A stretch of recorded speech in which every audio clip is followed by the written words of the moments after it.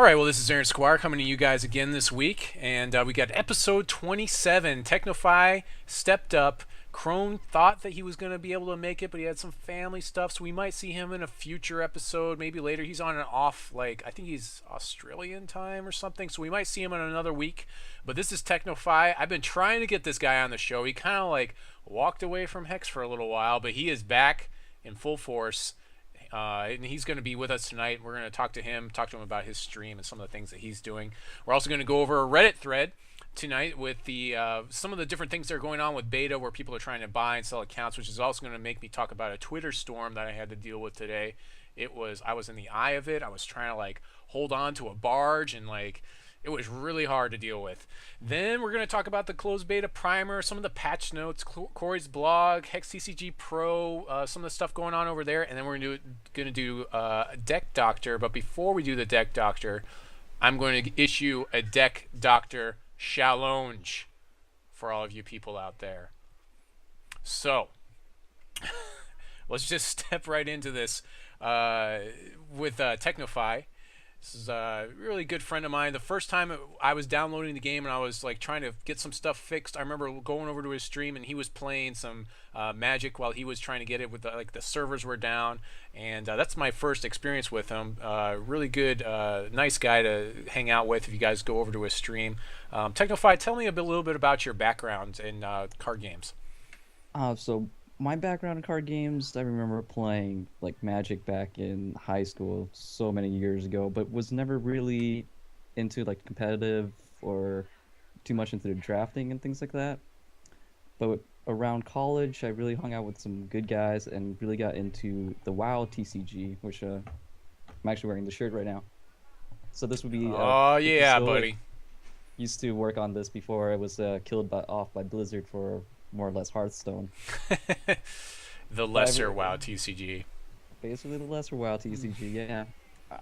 But I had a lot of fun with it, and I just saw the game mechanics was interesting and different to me than Magic, and I always felt that they had a better control and flow of their storytelling and their lore. So I always followed it for quite a while. Right. And so then, of course, so did you do some of the PvE stuff in the WoW TCG then? Did you experience any of that, or? Yes, I have somewhere in the closet the raid decks, which they had Molten Core raid deck. Right. Yeah, and I've got some playing that. Playing that with my friends is just very interesting dynamic, and I really hope that when Hex PvE finally rolls around, there's going to be some of that. Oh yeah, definitely. I mean, if you've played some of the WoW TCG and you've done some of the PvE, we're going to talk about this a little later tonight, but I picked up some of the stuff, played it through, just kind of soloed it when I was looking into Cryptozoic, and I really do have faith that the PvE is going to be very, very good. So how did you find Hex, Technophi, if you don't mind me asking? So I found Hex, the first time I found Hex was actually reading a Penny Arcade comic. So that Penny Arcade comic had Corey up on there, basically claiming he is the devil, and he's gonna yeah, I remember that. I remember the comic. Sell your soul to him, right? And right. you're gonna like it. Yeah, I do remember. So that when I comic. saw that, I was like, "Wait, gotta check who is this this out, guy?" right? Checked it out. I'm like, "Oh, hey, these are the WoW TCGs guys," and I'm like, "Okay, I'm in. I'm all for it. Let's go." You were sold. They had you from, well, not really hello, but from that comic. Yep. So what kind of content do you do? Do you just do on your Twitch channel? Your Twitch, you're one of us Hex TCG Pro guys, but you also have a Twitch channel and you've done some other things. Talk to me about that.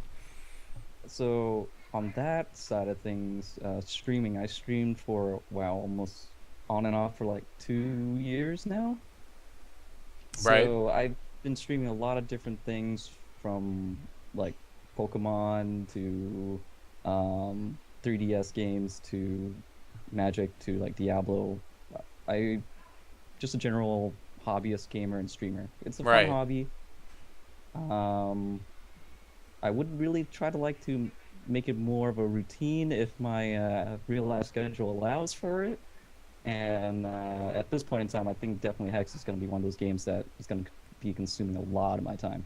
Oh, for sure, for sure. Especially, I mean, the PvE stuff. I find myself playing against the AI a lot when I'm testing decks because it's really just so much faster than playing against a human player. And so I think just because of that fact alone, I'm going to spend a lot of time in PvE doing a lot of solo stuff once it's released. So yeah, I can definitely, I can definitely feel you there. Yeah, So I've seen you put together decks and like test it out in like minutes. It's fun to see how it goes. right, yeah, for sure. So first thing we're going to talk about today, I'm going to pull this up and then we will head right over to the overlay that I've got set up over here. Yep. Just bear with me for a second. Going over to the show. Yeah, so Reddit thread today. So this morning I woke up and I looked through the Reddit forums as I do, and I haven't been posting as much. I've been more or less trying to moderate, make sure things are controlled. There's been some good discussions on the Reddit for the Hex CCG. However, there were a lot of people that were trying to either buy accounts from other players or sell accounts. And some of you may or may not know that that is against the EULA. They don't want you selling your accounts. And so I had to basically notify people. I put together a canned statement just to notify people, hey, this isn't really something you should be doing. And then I went ahead and put this basically sticky to post up here talking about how it is that you basically shouldn't be doing it. It's just not something, and we're going to basically delete your threads and then warn you, and we'll warn you a second time, and then after that, the moderators and I will get together on the third time and decide if we need to take further measures, possibly bannings and things like that. So this kind of caused a Twitter storm because I basically tweeted out like one tweet where I was like, hey, make sure it is that you guys aren't selling accounts type of thing, because it's still, you know, something they don't want you to do. And so there was a lot of back and forth on my Twitter account about this specific thing, and yeah, I wouldn't say it got ugly, but people like were arguing back and forth, and they were trying to figure out what I was talking about. And another sticking point with it was the fact that people were like, well, I thought that third-party stuff was going to be okay because you guys have, you know, there's going to be able to do trading and store. And so, yes, they want you to trade your cards. They want you to sell your cards. You know, you can do all of that stuff, but you can't buy and sell and trade accounts. And that includes things like if you got separate codes with the beta invites for free drafts for life or things like that, that's part of your account. So you can't give that to someone else as per the EULA.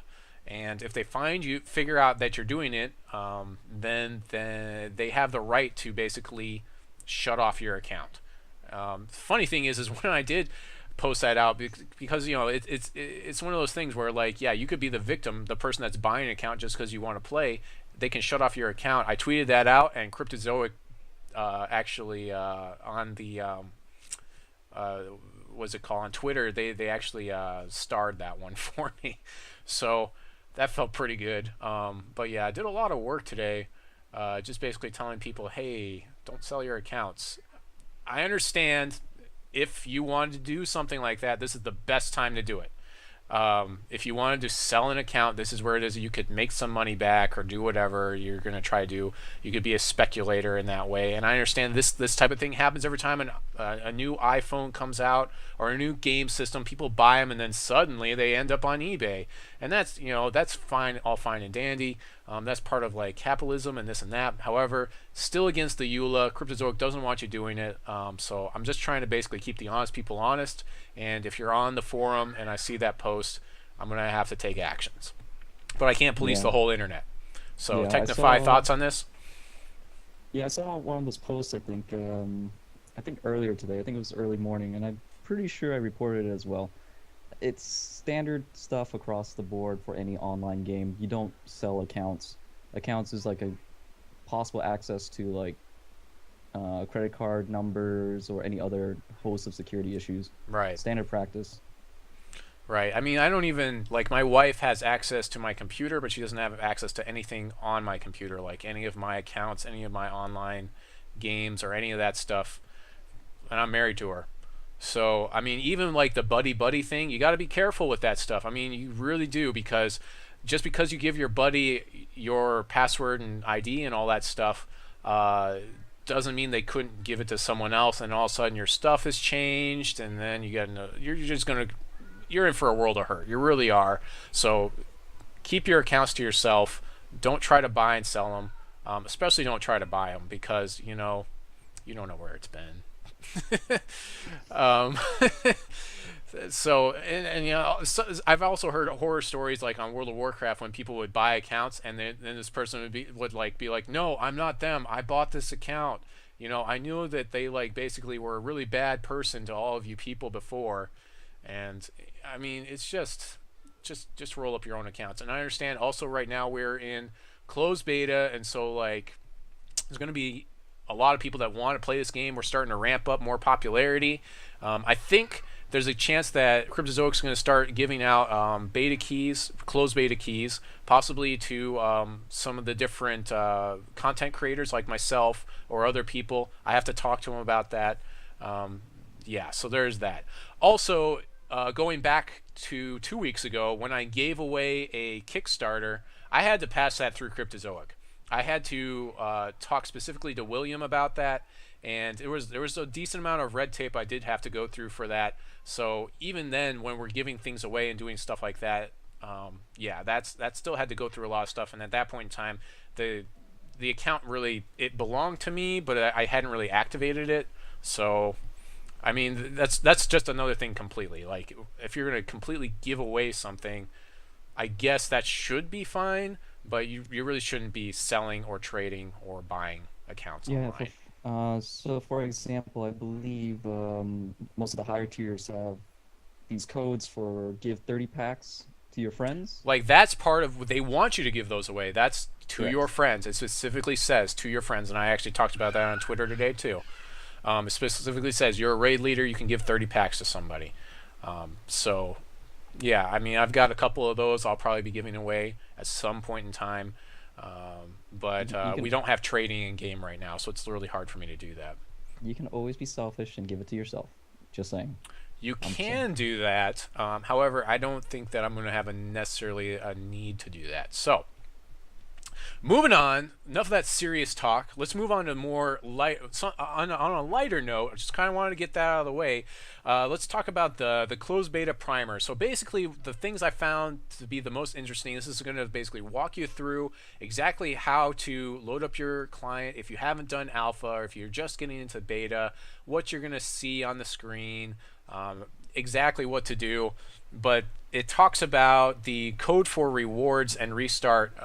Codes for rewards are in the game. So basically, if you have a beta account and you are getting your Kickstarter rewards, that's going to be part of your email. So you put your codes in using the code interface, which is right here-ish. It's right over here, redeem code. So you're going to use that, redeem your code, and then nothing will show up because you need to restart your program.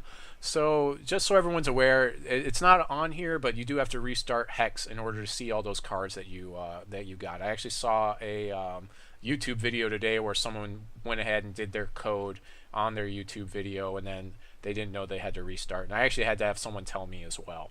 So everyone just be aware of that if you're just getting in.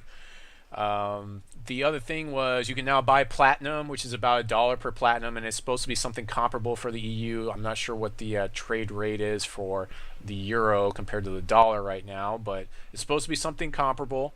The chests are in the game, and you can upgrade them with gold, which you can get by playing tournaments, except the tournaments aren't active right now, but they should be soon. You can God, upgrade your chests, hope but you it's can't soon. get anything out of them because they aren't like you can't open them. So any predictions on when the chest is going to be openable? I don't know. I think we got to have that PvE stuff going on, or at least like the PvE stuff has to be in the game for us to open it and then see it. Also, you're supposed to be able to get like equipment and all kinds of stuff in these chests, but you can roll them up and use your gold on them that you're winning from all those tournaments. So. Gold Right, sync it's roleplay. $1 for 100 plat. Yeah, it's an exact exchange rate. You don't have to do any conversions like you do like with League of Legends or whatever other games you might be playing. Here's how you buy the platinum. It shows you this screen. It's showing you in euros, I guess. Moving on, we've got It's just basically talking to you about all the different features. You've got your what is it called? The stash now. So that shows you all of your gems, so you can do your daily drafts, all of your packs, all of your chests, all of your PvE gear. I think is supposed to be in here, and I'm not sure what else. You know, all kinds of things can go in here. It's just like having a bank in World of Warcraft, really. Tickets. Go ahead. Tickets. Oh, and your tickets, That's yeah. really important. Yeah, and the tickets are what you're going to use to do your tournaments. As well as that, you've got tournament reconnects are not going through, so that's a problem. And then they talk about how it is that they're still working on a lot of the PvE content. So anything that stood out to you before we move on, Technophi? Not too much other than that. Or anything do you want feel to the add play on, button- throw on to what I said? I do think the play button's kind of small. That was one of my criticisms, like way before. Right, So to play the game? they do highlight it in this primer, but it may take some people, some time to actually find where it is. Right. It's not the most efficient use of screen space. Of space, right. Yeah, I mean, probably for the first time, you know, people are going to be like fumbling through the interface maybe a little bit, but I mean, it's pretty intuitive. So moving on, we're going to go to the patch notes. And so there's a bunch of things that they fixed right off the bat. You have to re-add your friends and rebuild your decks, which is probably best because I had a ton of decks that I just needed to delete anyways. And they are now hiding your cards during draft, which is neat. So what you can do is if you choose, like you're looking at your cards, which is another interesting thing that you can do in this game that you can't do in other games. You're looking at all of your cards and you're like, oh, this is a dredge. I just don't even want to see this. You can now hide it, which is kind of just a nicety, really. Yeah. So I remember in beta there was a tab next to the drafted cards called bin. So I assume that that's where that's where they're going. Yeah, the stored. bin. Exactly. Yeah, it does say that in the patch notes. Moving on to some of the other patch notes, the more important things to me, it talks about tournament tickets. It talks about the Wheel of Fate button text is there now. But the most important thing to me is Soul Marble exploits. So you guys are probably, hopefully no one has used this against you because this would be really annoying. So when you're playing with Soul Marble, and I'm trying to find it right now, you can, here it is, right up here. So with Soul Marble, if I put a charge on it, I can not pass priority to you, and your timer will run, which means that you'll eventually lose the game. So if you use this exploit, they've already said you will be banned if they find you using this exploit. I read that a little bit different, Aaron. I believe that it's when it transitions and it has a pop-up window. Oh, to ask okay. So you- when you fully leveled it. Okay. Yeah. Oh, So when okay. it reached 10 and you choose to either change to Soul Armament or Soul Cavalry, was it? Right. Yeah. When you I think it's making that the choice. specific window. Okay. So there you go. That's exactly what's going on. So don't do it. Just don't do it. Don't get yourself banned. Some of the other things that was interesting to me was King Gabriel now prevents all damage. So like and they're saying that's on purpose. So you can't just like burn him and kill him. You still have to kill Boldheart first or get him out of the way, or you could always place him out of play with like a exile with the what's it called? I just forget what it's called. It's basically Oblivion Ring, but it exiles. I just forget what it's- Solitary Exile. Solitary Exile. There you go. Exile? Solitary Exile. Looking through some of the other interesting things, Mystic, a lot of this stuff is just like incidental stuff. Like Mystic Spirit Walker is not graphically updating the affected card, which was working in alpha that way too. Living Totem abilities aren't distinguishable from others on the chain, which is the same way it was in alpha. So you have to ask your opponent, hey, which ability are you using? Starter decks covered by an image. Deck sleeves not showing. Doesn't really matter that much. That'll get fixed later. Replica is not updating. Not being able to select sleeves for limited, it matters, Aaron. I have my lucky sleeves. Oh, you gotta lucky show those sleeves. bling bling sleeves, don't you? You gotta No, get no, that no, out of the way. I know which ones to use to win on certain days, Non-troop artifacts aren't playing their sounds. cards in hand aren't visually updated or escalated. Yeah, a lot of this stuff is the same stuff that we've seen. Okay, so here's the one that Technophi wants to talk about. I know he wants to talk about this Oh, bottom yes, one. yes. So start it off. Family name. It's called family name now. It's not keep name. It's family name, which makes so much more sense and so much easier to explain to people. Right. So I guess there was somewhat of a big stink about this that Technophi knows about that I don't have purview into. People Yeah, didn't like the change. So whenever there's going Well, to be a change, there's always going to be people that don't like it. So that's just how well, it is. because there were some who play to the lore and things like that, so they actually selected account names and things specifically for when they're asked name your keep, they name their keep. Now they would probably name it differently if they were asked to name your family. Right. So moving So on to Corey's blog with beta approaching. This was like last week he posted this. Big thing, he basically tells us all thank you again, which is that's very much appreciated. Of course, there's some people there with him at Cryptozoic. I believe that's Colin on his left. The guy's done a lot of good things for the community right there. He's there all the time apparently, and he talks about some of the PvE stuff. And PvE is not an afterthought. PvE is one of the main events for this game, and he's showing us some PvE cards here. So we've got these tentacles that have grappling, and grappling is a new mechanic that they're talking about. So grappling is going to take a card and basically from your deck and steal it, and if you can kill the thing that grappled it, and instead of dealing damage, this is going to take like 8 cards from you, is what it is. It's for each point of damage, I believe, is the way I read it. It's either that or it's just as it does damage. It's one of the two things. But if you don't kill this guy, he's going to submerge in X amount of time, and then you won't get it back until you face the Kraken at the end of the instance, which could put you in a really bad situation when it is that you end up starting the game with like 32 cards instead of 60. You know. Talks about Piranha Swarm, some more interesting things. There's one thing that just throws them into play, I believe, the Piranha Swarm. Oh wait, Piranha Swarm puts the piranhas in play. That's right. Yeah. Yeah. So this puts 4 of these in play, blocking your opponent's stuff, which I think is pretty flavorful. To answer one of the questions in chat there, does purple rarity mean NPC only? No, I believe purple right now in the PvP is promo cards or extended art cards. Right. These cards shown here, they don't have a symbol yet, but there's usually a symbol on the bottom denoting that's a PvE monster only. So Corey might have actually kind of answered that. Well, there is PvE stuff that players will never get to play with. So like this Ravenous Piranha, like some of this stuff we may not get to play with. But he does say we might get some of this stuff. We might get like the piranhas. We might get the piranha as a promo or for defeating the dungeon or something. But like some of the other stuff we won't get. So it depends on what it is, really. Like this Kelp Golem. It's another PvE card that's just crazy go nuts. I mean, having a 7/3 possibly on turn 2 with the right cards, because it's you can get the 3 resources pretty easily. I mean, that's pretty ridiculous. Just looking at the cost and value of the cards, it kind of scares me to see what's going to happen in PvE. But then it just means that I have to step up my deck building for PvE. Yeah, for sure.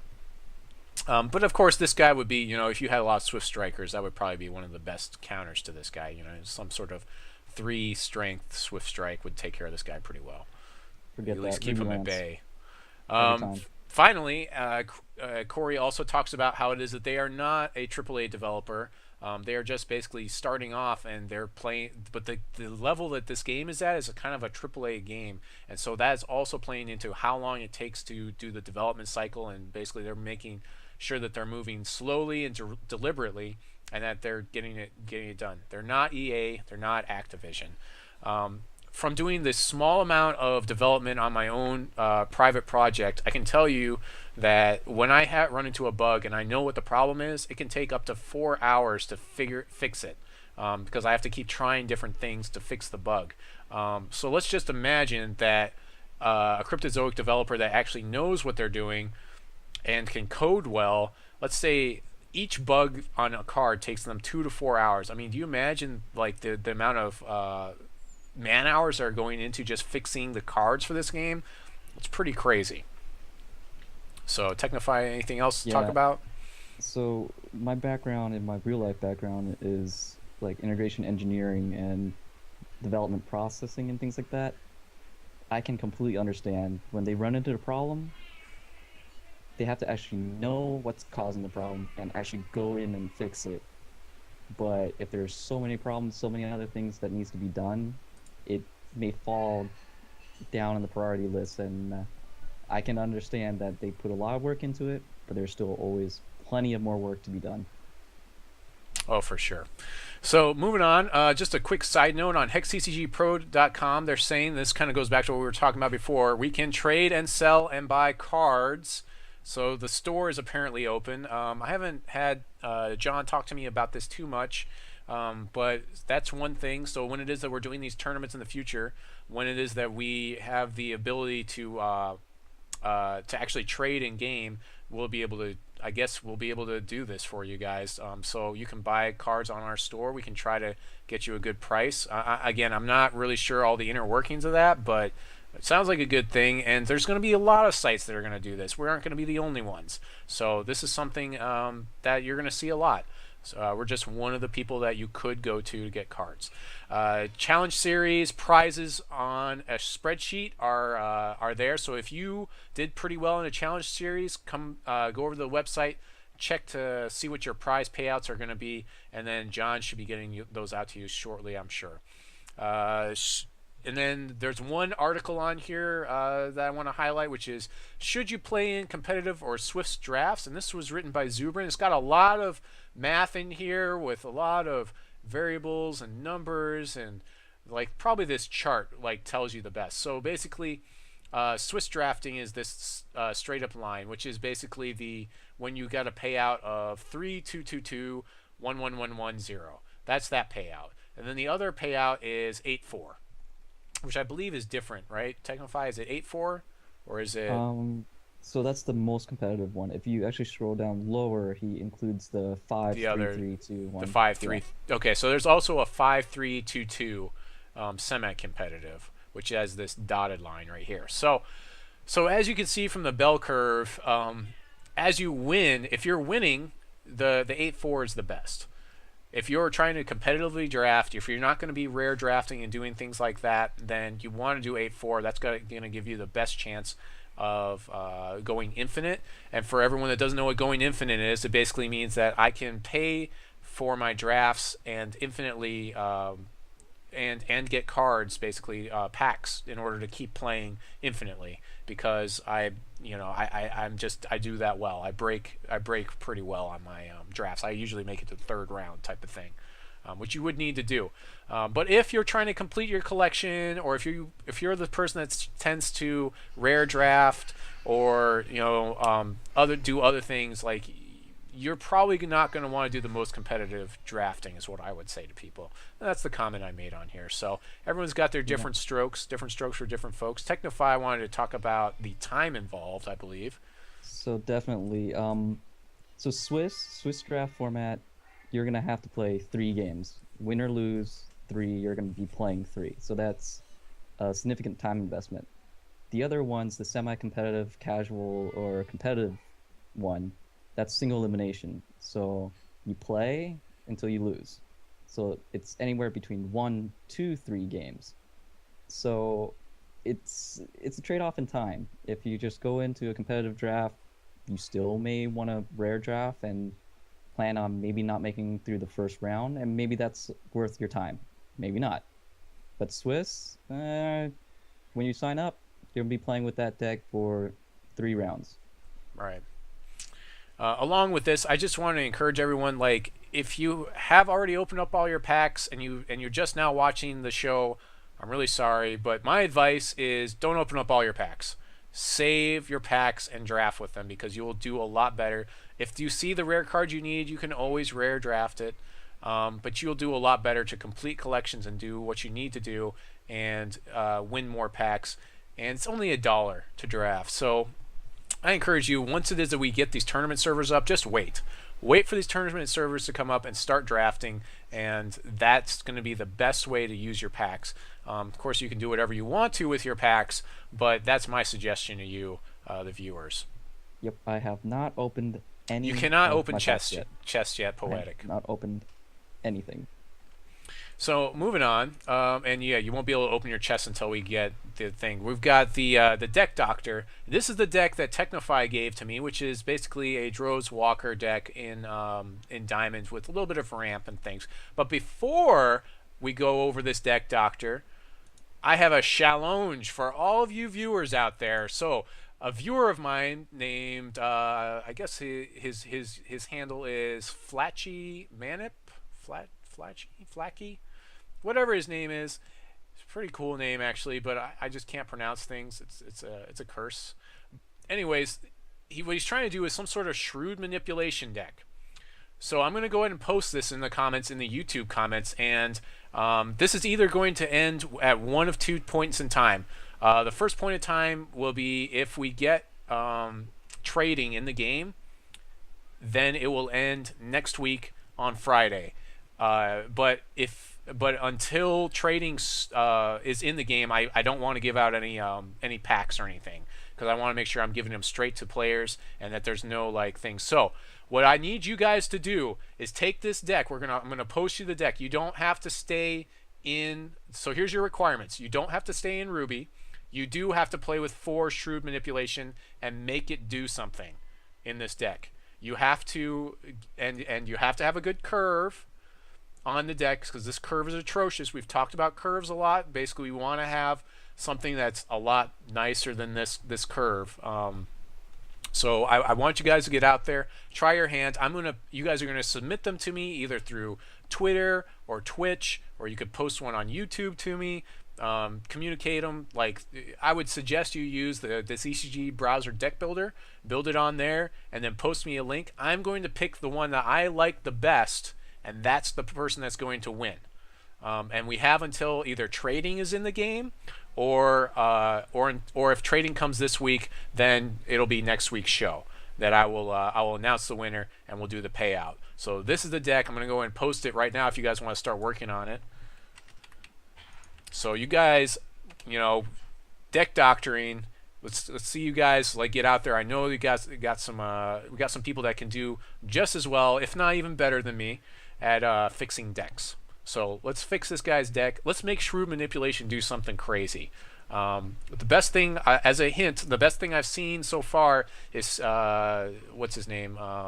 He's on my first show.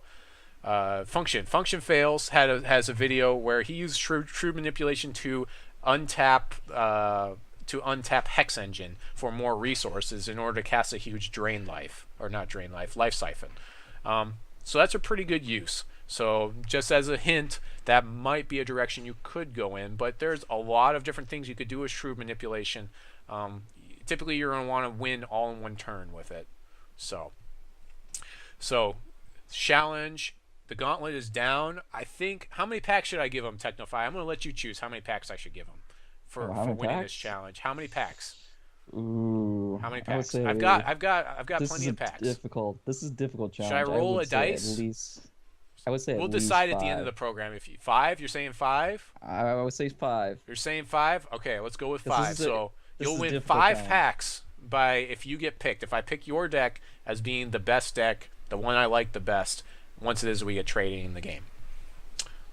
So moving on to the deck doctor of tonight. So with Technophi, I guess I'll let him. This is his deck, so I'll let him explain to me what he's trying to do with it, and then we'll go from there. All right. So I just want to use the Colossal Walker. When I first saw that card, it just spoke to me, saying like, this is something that you want to abuse. So looking at all the other things that can untap for like no damage, or bypassing that steep downside of trying to untap it, paying 8 life. So that naturally makes me go, okay, the hero, when I open, I pay charge power to untap it. That's great. Next card is Kraken Guard Mariner. It used to be Shield Trainer back in Alpha, but I guess they switched it around. Kind of makes sense now. But with Kraken Guard Mariner, inspiring any troop that enters with a higher cost in it to be steadfast. So I can attack with the Colossal Walker and will never tap. which is amazing. Now, spawning off that would be mostly what else can I abuse with untapping troops? So that naturally goes to Howling Brave and Puck and ramping into anything I want earlier. So that's any 5 drops, any 6 drops, and Eye of Creation. Although, yeah, Eye of Creation is very hit or miss for me, I guess. I don't know what about your opinion, Aaron. What is the So minimum cost for so let's you to talk play? about Eye of Creation in this deck. That was the first thing I actually looked at with this deck.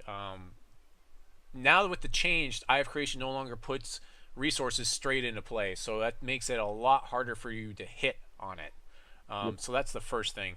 Now we are running Howling Braves, which can give us double resources all in one turn, and you've also got a Singleton Puck in here, which could give you a ton of resource generation. So if you eye for 7, chances are you're going to hit at least one something.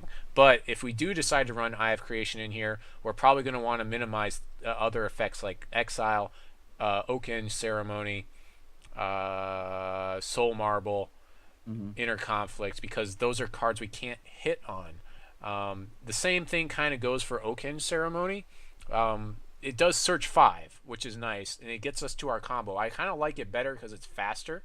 It's going Oh, to I get us to agree. our combo a little bit better, more efficiently than Eye of Creation. We really only need the one. We're looking for the 2 cards to put into play, being Droo's Colossal Walker plus Kraken Guard Mariners. So now that we know that that's the combo, we probably want to max that out. So I'm Yeah. going to probably start off by just doing that. If So, Oh, the deck's not mine. Hold on, I need to copy your deck over. Do uh, do do do. while you do that, so anyways, other cards in there is definitely the Angel of Dawn. I feel a deck that doesn't actually draw cards benefits the most from it. So it's just a give and take, and it's a Yeah, bonus that's of cost 5. Even if I hard cast it, it's perfectly fine to me. yeah. Angel of Dawn is like one of those almost like an auto include card these days right now with a lot of decks. It's a choice on how many you want to play though, especially in an aggro deck like this. It's pretty much a lot of times you do want to dump it out as soon as possible, and then it saves you those resources you could throw into like Eye of Creation if we kept it in here. So I need to go to my decks and swap over to the one I just made, and then I can So hit on F11 to do the thing, right? Yes, F11 so maximizes. and then for comments of my 2 and 3 drops, to me those are something that if I play them, it's going to be a threat of some type. They are going to have to deal with it. Another thing we notice is you have basically a huge hole in this 4-point area. Now, Eye of Creation is being read as a 3-point card, so you have 2 cards in this area. So we might want to try to fill that in with something. I'm not sure what we would do because Honeycap really wouldn't be very good in this deck. For Yeah, that's what I instance, kind of felt for looking at 4 drops. The only real 4 drops that I thought would fit is the Mystic Spirit Walker. Where is that? yeah, that guy probably is criminally underplayed, really. Yeah, I agree. It's a Another one you great could try card. is Oath of Valor. So I've actually thought about this. So if we decide that you want to run tons of Protectorate Defenders, throwing Oath of Valor on a Protectorate Defender doesn't feel too bad, really, because if they kill him, he just shuffles back into your deck. They actually have to place him out of play. So that makes Protectorate Defender pretty sweet. So that's another possibility. Um, and But, you know, overall, I think that is not a bad card by itself, even if it just buffs one it could creature. buff your walker to put 10 damage through instead of having to put 8. You know, if your opponent's like within a point of, they Yeah, can block and then they're still alive type of thing. Could do a lot of things. Could do a yeah, lot of things. So let's it's go not ahead and that bad. set this up It's first. more of a, yeah, I can give it to a card and get immediate effect, and it might help out later on. Or you, in your starting hand, you might already have like 2 protector defenders or 2 of anything basically, and it'll still be usable. So right now I'm thinking that there's a very good chance we're going to want to play a playset of Oakhenge Ceremony in here. It seems like a card that just wants to be played to get us to that combo. And there's not a lot of card drawing in Wild or in Diamond to begin with, so it seems like a card that we kind of want. Yeah, or Yeah. I try to be more aggressive, to just have I guess, more creatures than Oakhenge Ceremony because it does set you a little bit behind, and that may really mess you over when playing against control. You might not be able to go under them. Another card that has kind of dropped out of favor is Crash Beast. I mean, that's a card that also might be kind of interesting because it does get buffed by a lot of your by some of your stuff. So I mean, it's a possibility. It does also recover from sweeps somewhat nicely. It can. So I'm gonna just as a thought, we're just gonna put one in and we might bump it up to 4 just as I'll just look at it for now. I believe your 3-point range was pretty stocked though. We probably won't. We probably won't keep it. My 3-point range was pretty stocked, but if I were to include Crash Beast, I would probably get rid of Princess Victoria. That would probably be on top of it. So here's your Spirit Walker we were just talking about. I'm looking at Citizenry a little bit more seriously though. Yeah, I mean, if it takes damage, you prevent it. But you know, most people aren't going to want to block a lot of your stuff anyways. I mean, you do have Vigilance. So I guess this guy plus your other guy, I'm calling it Vigilance. I'm going by Magic terms. We do have Steadfast. So if this guy got Steadfast, he could protect himself and attack. I mean, that seems reasonable. But you also have Citizenry, which could buff the Walker, which might seem a little bit better. It's a little bit faster on the damage output. Frost Wizard's another one that you could run, especially if you're not running like Colossal Walker or stuff.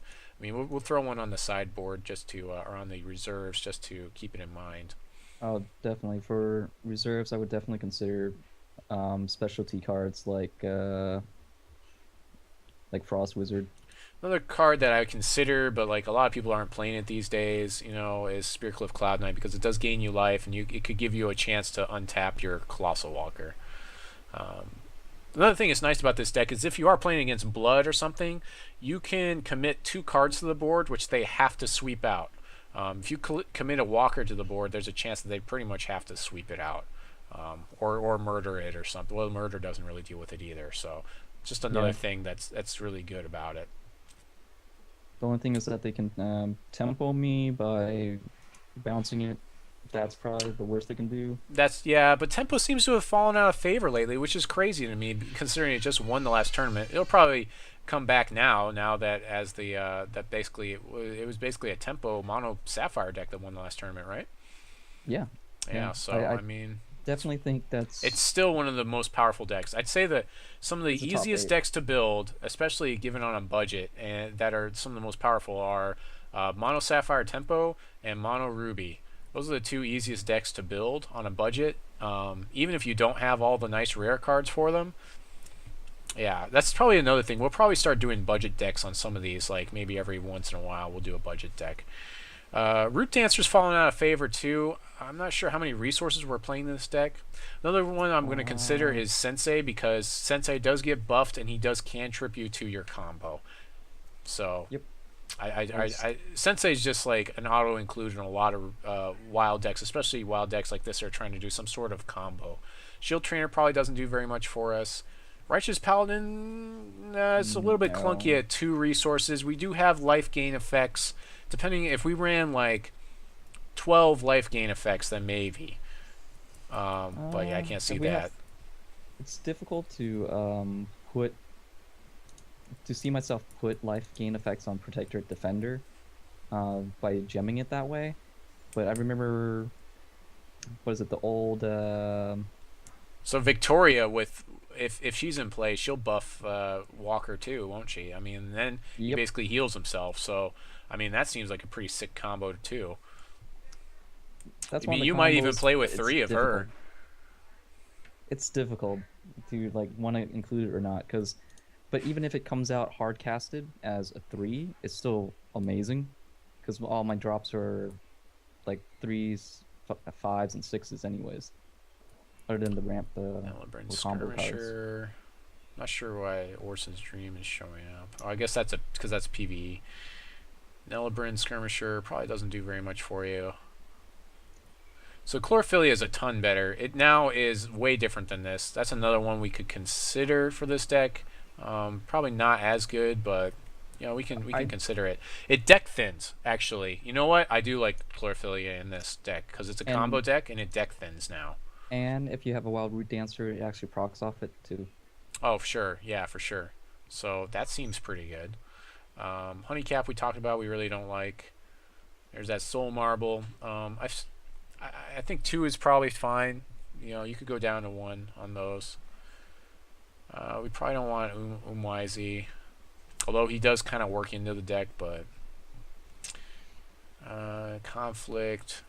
So I do like that you chose to run Exile and Conflict because both of them are proactive, and I found that what's it called? Repel is reactive, so it feels like Repel really wants to be control deck, whereas Conflict and Exile are offensive, and that's where you should be with this deck. You should be on the offense most of the time. Whereas Repel, like if you have a stale board state, Repel's not going to do very much for you because your opponent's not going to attack. Exactly. I want to swing. That is the entire point. Swing with troops to win. Yeah, and Aspirant is another one we can consider as a singleton because if he flips, he puts your combo into play. It's just kind of neat. So there you go. That's a 4-drop. That's a decent 4-drop for you, and he's a good body. He blocks a lot of things. So let's see what we got. I also put Jadiim in there because she's awesome.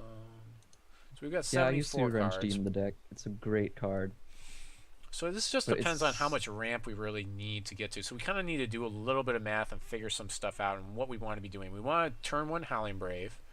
Let's see. For One Eye Open, it's 3 charges. So the best we can do is we can do it on turn 3 if we draw the right resources. So we can activate One Eye Open on turn 3. So, actually, I've been playing with the deck a little bit. I don't have to have Howling Brave come out on turn 1. It's nice. Right, you don't. But I just have to have it come out on turn like 2 or 3, depending on what other cards I have in hand. So right now, I don't think we want to do Eye of Creation or Puck in this deck. We're running 5 drops, but we're really not doing a ton. I mean, we could. I definitely don't think I want Eye of Creation in here because we want the removal. I think over the Eye. Yeah, definitely. I think Eye Creation is just a fun card to play, but competitively, it's too risky. Gotta have something more consistent. Well, it's a different deck. It's really a different deck. I think Oakhenge is going to get you a lot more places in this deck to set you up well. Protectorate Defender probably doesn't do very much for you, so we're just going to sack him right now. He does take the buffs, but he doesn't really he gains you a little bit of life, but Strictly with Cloud Knight probably does it better. I think we're going to go up to 3 Victoria in this deck, and then we've got the 4 Mariners. We could play Jadiim because Jadiim will win games outright by herself. Oh yeah, it's a she, right?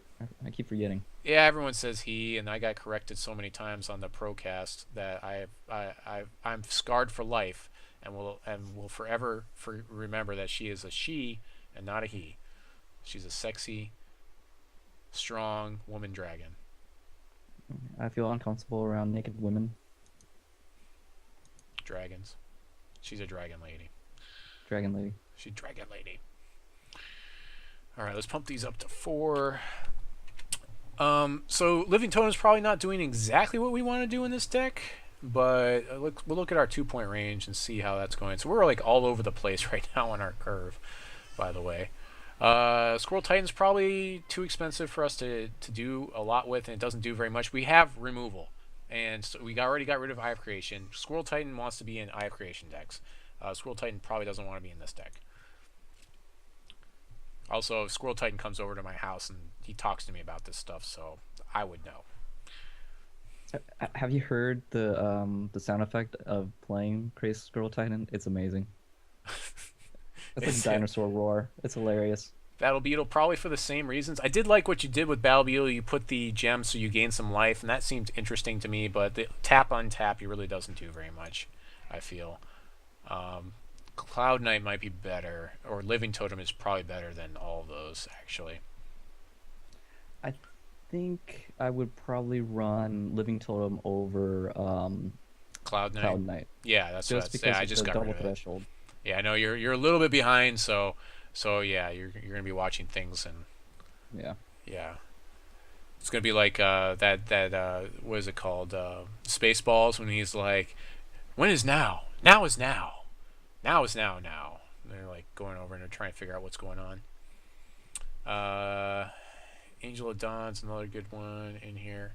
So here's another interesting thing. We've got some deck thinning in here. Oakhenge is kind of at odds with Crash of Beast, so that might force us to pull Crash of Beast. Another thing is Oakhenge won't want us. It's going to be clunky with Angel of Dawn too. Because if we draw off of Oakhenge, it's, what does it say? It says put it into your hand. So this is not a draw effect. If it said put it on top of your deck and then draw it, it would be a draw effect, whereas it's not. And you would have already drawn your card for the turn anyways. So you could end up shuffling Angel of Dawn back to the bottom of your deck, which might feel pretty bad, I guess. Yeah. Puck doesn't, has like what, 8 targets in here? It's 8, 9, 10 targets right now. 11 targets. We got a ton of stuff in these like high-end ranges. So Puck might actually be pretty good in this deck. I really do like Puck in there just because once it hits the field, it usually makes your opponent react to it. Right, yeah. I mean, they yeah, don't they have want to to have it on the field. Oh, for sure, for sure. So I'm looking at Sensei, Root Dancer. Yeah, Root Dancer is a buff more than anything else. I mean, so like probably playing 2 of them is okay. You could run less. It's really like making cuts on this deck is somewhat difficult. I really have to figure out what we're trying to do. I mean, we're really trying to drop this Walker is the big thing. This is a difficult deck for me to doctor, that's for sure. So we're trying to turn 1 Brave ish. So then we have 3 resources on turn 2. Yes. What are we doing with 3 resources? We could be playing a couple of things, I guess. Chlorophyllae is 2. I think its reading is 2. Yeah, it looks like it is. 15, 16. Yeah, its reading is 2. Yeah, so I always found like when I was testing the deck for turn 3, it's usually like I inner conflict, or if I have a soul marble out, then that's what's being pumped up. So that's usually my turn 3, maybe turn 4 sinks. Right. I mean, as long as you aren't being aggroed, you're in okay shape. But a lot of this other stuff. And sometimes it's okay for me taking aggro and taking damage turn 3 and 4 when turn 4 and 5 I can drop something big to block it and take control. So we might pull Sensei out of here because he's probably just not doing enough. As a 1/1 body, he's cantripping us to get us to the combo, but he's probably just not doing enough, I think. So that should help a bit. Yeah, that helps quite a bit. Takes us down to 65. The totems, though, we should probably... So the other thing I don't especially like is, like, if I have lots of pump things, like if you have totem and you have soul marble in the deck, it's like, well, which one are we throwing resources into? I would probably take one or the other. Yeah, so... difficult to see both of them. Yeah, it is difficult, and so because we're running Oakhenge Ceremony, I think we'll take soul marble down to 1 for now. And then you could put some on the sideboard on your reserves. And so they can come in versus control or something. What else are we looking at here? So we were back up to 67 cards. I still need to cut things out of the deck. So to completely derail here, I think I need to get rid of like Angel of Dawn. Go ahead. Going over to reserves and things like that, I definitely think I would run pheromones in this deck. Oh, sure, Opposing sure. troops must block this troop if able to. I think if running against a any type of aggro or Shinhair deck, Colossal Walker's out, plays pheromones on it, swing, get rid of all the bunnies. So here's another deal. So like if you draw Angel of Dawn in your opening hand, it's somewhat bad, but the thing is you're in an okay position to drop a diamond shard on your turn 1, but it's not superb. It's not amazing, that decision. So I'm taking Angel of Dawn down to 2 for now, but you have to play around with this. Maybe 3. Still a really good card. Still going to do things with Puck. I'm also going to look at your resources now. I have to play 4 Shards of Fate. I just have to for consistency purposes. I can't do less than that. All right, so Yeah, you we had definitely have 20, 22, 23, 24. You had 25 shards in here, which I don't think we need that many. Maybe 24. I'm going to take it down just so I'm for card counting purposes right now. Let's see, that's 18, 19, 20, 21, 22, 23. So there. So we're at 24 shards right now just for card counting purposes. So I need to get rid of 4 cards out of here. Solitary Exile. Probably not that. We definitely want 2 more of these on the sideboard. We don't want to be too control-y in this deck because we want to put pressure on our opponent. If we draw a handful of Solitary Exile, we've just turned into a control deck, which is not really what we're trying to do. Yeah, it's unlikely that we'll go over any control decks. Yeah, I mean, you're going to use... Usually you're going to win versus a control deck by resolving a Soul Marble and then full pumping it into either Soul Cavalry or Soul Armaments. Both of which control has an answer for. But, you know, they're limited answers for those things. We might be able to go down on the Chlorophylla because we're doing a lot of tap-untap type of effects. So I think we can, because this is basically for deck thinning and to accelerate us a little bit more to get us to where we need to go. I think we can do something else. What can we do? Maybe we'll just go ahead and go back down on the Princess Victoria because she's not really great by herself as a body. She is an interesting buff. I still like Aspirant in this deck. As it will put our combo into play if it goes off. This is a little bit clunky on the curve, but hopefully we can get there. I mean, yeah, that's probably the other thing is we probably need to go down on our 5 drops. I mean, we should reliably, we've got so many like things to get there, we should be able to reliably get there. I mean, maybe we play with 1 Chlorophylla. We only need to get rid of 1 card, and it seems like it's kind of one of the weaker cards as it's not a troop, so we can't search with the Oakhenge. That's going to be a lot of our decisions in here. It's going to be like based on Oakhenge because we're running 4 of them.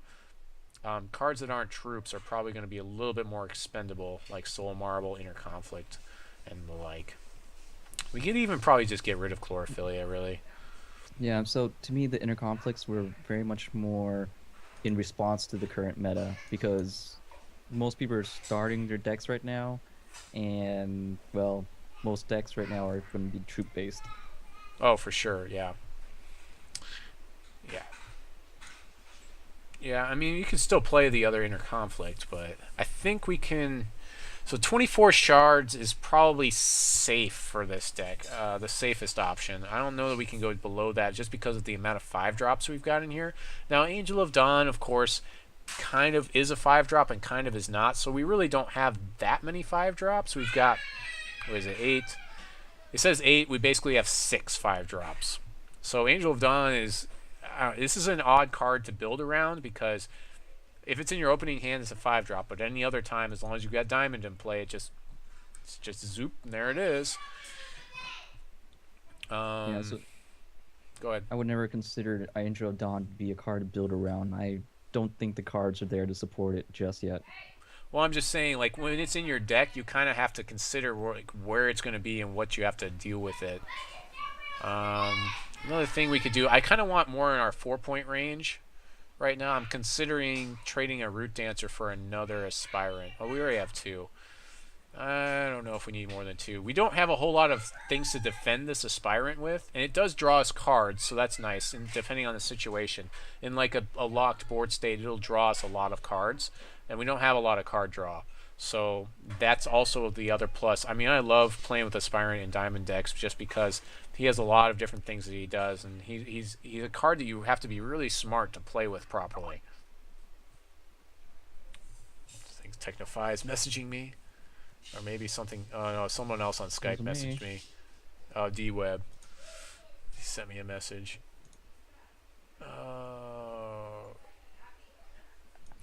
Yeah, I feel that Aspirant is... You don't like him? tricky.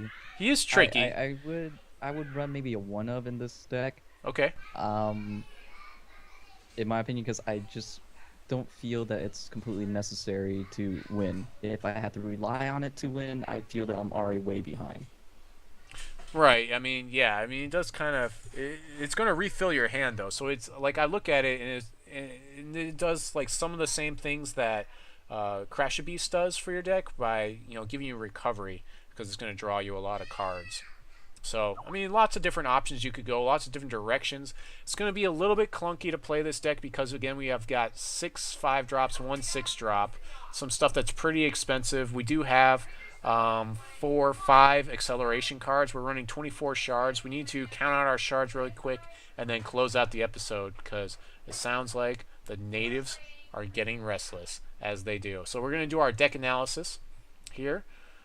I'm really happy that Bogdan added this on. So 24 diamonds and 20 wild is what we've got as far as icons in the deck. So to be safe, I think we really need to get that wild shard early in the game. So I think the best we can do is probably a 9 11. Actually, it doesn't go that way. It goes 9. It goes probably this way. Yeah, it's going to go 9 wild shards and then 11 diamond shards is what we're going to want in here. Again, we really need to get that shard on turn 1 or 2 to make sure we can drop these Angel of Dawn. So you kind of have to prioritize that early at the beginning of the game. So it is kind of important, but it's probably a little bit more important that we're able to play Howling Brave or Puck the Dreamer so we can untap them with one eye open. We also don't have a ton of untap things, but there's a lot of tricky things you can do. Oh, I guess we've got what is this? How many cards are we untapping? 1, 2, or we got 5, another 4 is 9. Cards with like things that would be really good to untap. I mean, every card really could be. Oh, you could also untap Aspirant. Yeah, so you can attack with the Aspirant. So you could attack with an 0-1. Untap it, and then tap it and change it. Oh, yeah, you could do it that way. Yeah, that's kind of neat. That's neat. Hey, you gotta think about all the small advantages. All the little tiny things. This would be a somewhat difficult deck to play, and there's a lot of play testing you would need to do with it to fix your curve and get it where it needs to be. This is the best I can do, given the information I have right now with this, and I think it'll be okay. It's not going to be amazing, great, and there's going to be some clunky hands where you're going to draw too many high-end drops, but I think it's pretty good.